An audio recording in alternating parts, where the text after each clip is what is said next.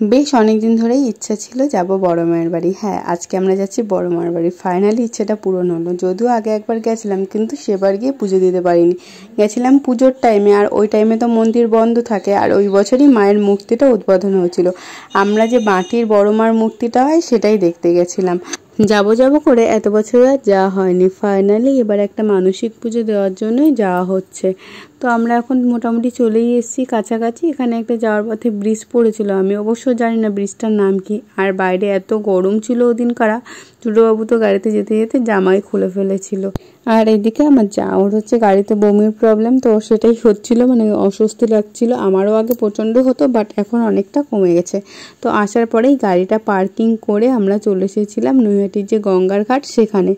তো যেহেতু পুজো দিতে যাবো, ভাবলাম স্নান তো করবো না, একটু গঙ্গা জলের সিটটা মাথায় দিয়ে নিই। তো এখান থেকে গঙ্গা জল নিয়ে নিজেও নিলাম, জুডোকেও দিলাম, আর তারপরে জুডোর বাবার জন্য একটু হাতে করে নিয়ে আসলাম।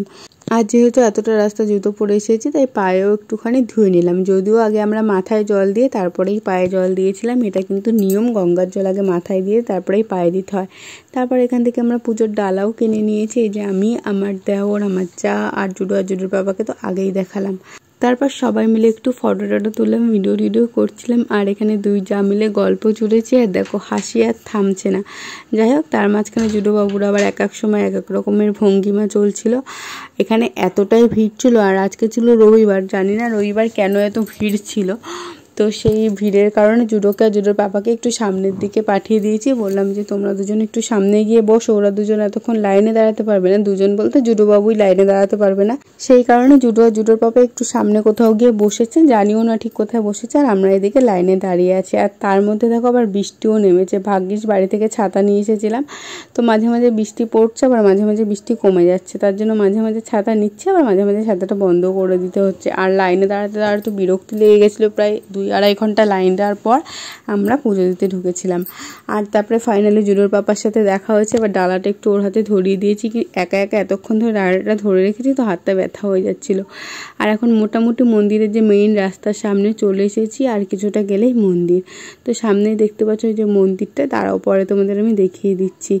আর এখানে দেখো এই যে সবাই বড় মা লেখা যে তিলকগুলো হয় না, সেগুলো পরানোর জন্য ব্যস্ত হয়ে গেছিলো। তো আমি তো পড়তে চাইছিলাম না, একজন খুব জোর করেই পরিয়ে দিল।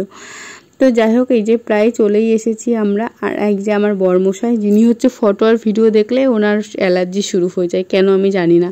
আর যেখানে আমি নিজে এত ফটো আর ভিডিও তুলতে ভালোবাসি। তো যাই হোক, যে যেমন তার ঠিক অপোজিট টাইপের মানুষের সাথেই হয়, মানে বিয়ে বা প্রেম এই সমস্তই। আমারও সেরকমই হয়ে গেছে। বিয়ের আগে যদি সত্যি জানতাম যে আমার বরটা এরকম ফটো ভিডিওর প্রতি কোনো এক ফোঁটাও মানে ইচ্ছা নেই, তাহলে আমি সত্যি এরকম একটা বরকে বিয়ে করতাম না। Jokes of parts. যাই হোক, এমনিতেই বললাম কথাটা, আমার বর এমনিতে অনেক ভালো। তো এখানটায় দেখো আমরা এখন মন্দিরের ভেতরে চলে এসেছি। ফার্স্ট টাইম মন্দিরের ভেতরে আসলাম, বাট এই জায়গাটা এরকম ভাই, একবার এইভাবে যাও একবার এইভাবে যাও, মানে ঘুরতে ঘুরতে তারপরে যেতে হয়েছে। বেশ অনেকটাই রাস্তা ছিল ভেতরটায়।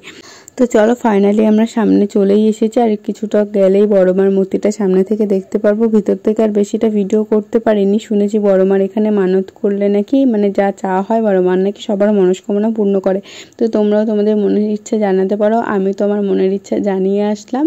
আর পুজো দিতে দিতে বেশ অনেকটাই বেলা হয়ে গেছিলো। জুডোবাবুকে তো বিস্কুট খাইয়ে নিয়েছিলাম, আমাদের আর তেমন কিছু খাওয়া হয়নি। তাই একটা হোটেল টাইপের কিছু খুঁজছিলাম এখানে খাওয়ার জন্য, বাট এখানে তো আর পাইনি। তারপরে রাস্তাতে যেতে যেতে একটা হোটেল থেকে আমরা খেয়ে নিয়েছিলাম। আর এই যে গাড়িতে করে এখন যাচ্ছি, মন্দিরটা ছেড়েই যাব, তাই ভাবলাম তোমাদের সাথে আর একবার শেয়ার করে নিই।